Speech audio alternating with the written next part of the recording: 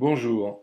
Vous avez construit le planning prévisionnel de votre projet et disposé des jalons tout au long de ce projet, c'est-à-dire des dates où vous devriez obtenir des objets terminés, des livrables.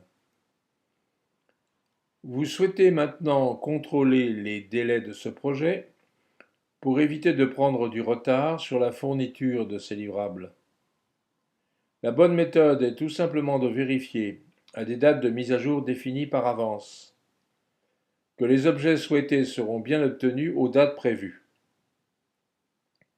Pour ce faire, il faut s'appuyer sur un graphique par jalon. Je vais vous le commenter. L'axe horizontal représente les dates auxquelles le projet sera mis à jour. Ici, nous avons choisi une fois par mois. La fréquence de mise à jour pour le contrôle est évidemment fonction de la durée prévue pour atteindre le jalon final de fourniture du livrable. L'axe vertical permet quant à lui de positionner l'évolution de la date de franchissement du jalon final F indice N au fur et à mesure du mois n de mise à jour.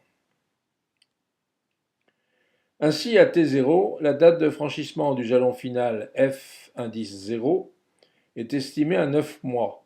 C'est le point A sur le graphique.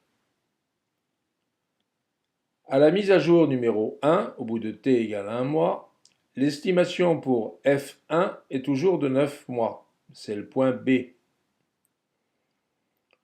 À la mise à jour numéro 2, au bout de T égale 2 mois, l'estimation pour F2 est passée à 9 mois et demi, c'est le point C. Et la date prévisionnelle de fin ne varie plus jusqu'à la mise à jour numéro 4 incluse. Enfin, à la mise à jour numéro 5, F5 passe à 10 mois, c'est le point D. C'est une date de fin optimiste. En effet, faisons l'analyse de ce qui s'est produit et de ce qui risque de se produire à l'avenir. En 5 mois, le jalon de fin prévisionnel a donc pris un mois de retard. La pente de la dérive observée au 5e mois est donc de 20%. Un mois pour 5 mois. Or, en management de projet, il existe aussi une règle proche de la loi de Murphy, dite loi de l'enquiquinement maximum, pour être poli, qui dit que tout retard prévisionnel pour le franchissement d'un jalon final enregistré à une date donnée ne fera que se confirmer ou s'accroître jusqu'au franchissement final de ce jalon, si aucune action réductrice du délai restant n'est menée entre-temps.